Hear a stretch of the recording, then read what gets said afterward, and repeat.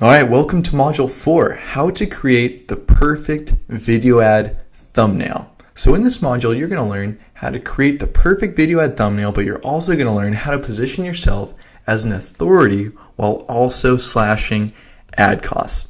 So quick note, the thumbnail step is huge, guys.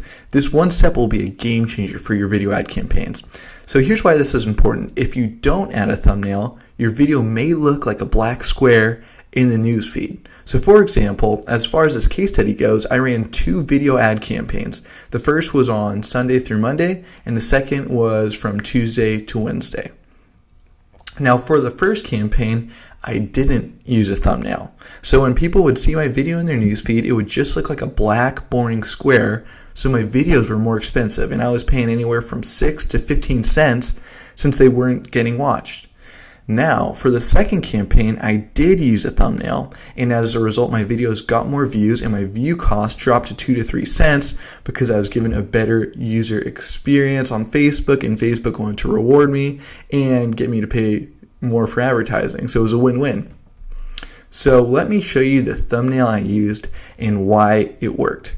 So here's what I consider the perfect video ad thumbnail template, okay? So it's literally comes down to 2 steps.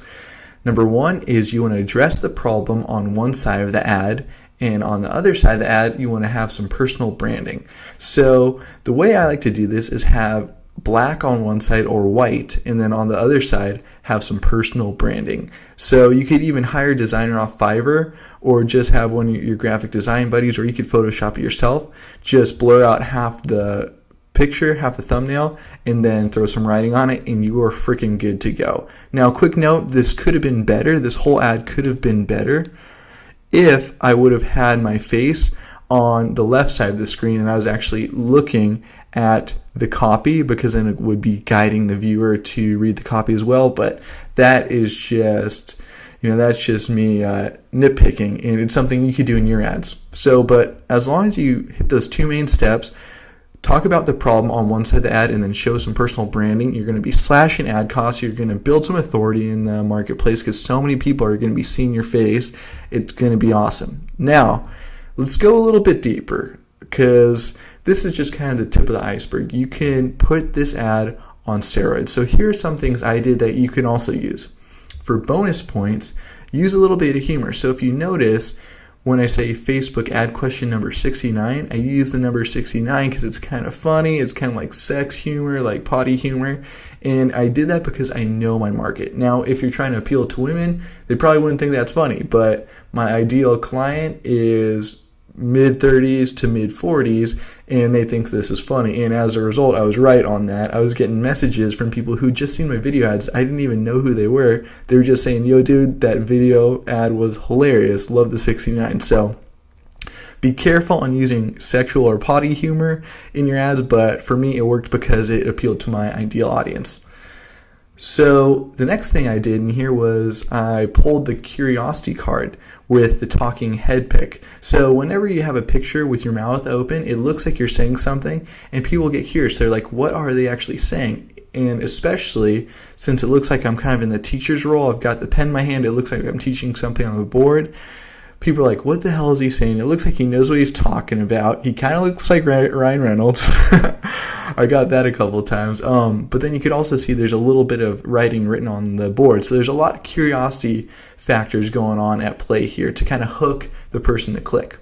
Another thing I used here was a cliffhanger. So this is one of my little dirty secrets that feel free to use. Just give me like a little, give me some love, give me some credit if you ever tell other people about this. But whenever I'm writing an ad, whether it be an image ad or a video ad, I like to use a ... So if you see, Jeff, how do I get cheaper clicks to my Facebook ads? I use a ... And the reason I did that is because people hate cliffhangers. They always want to come to a conclusion on stuff. It's like why the series 24 worked, because there was always a cliffhanger, and so you're like, shit, I need to see the next episode. It's kind of like with the TV show Lost as well. So just using the ... You've probably seen people use this in emails as well, where you'll read a line, you'll see the ... and you'll be like, okay, it's not a complete thought, I need to read the next sentence. That's kind of what I stole this from, and so it works like a freaking charm. I've actually tested with ... and without ... and with ... gets more clicks every single time. So that's a little fun fact. Steal it at will. Just give me some credit. There you go. Boom. So there you go. Now you know how to create your own video ad thumbnails. And if you need help, no worries. Just use the video ad control cheat sheet located in the bonus section. So you're crushing it so far. I'll see you in Module 5 where I'll show you a sneaky video ad trick that no one else is doing in the marketplace. So if you use it, you're going to stand out.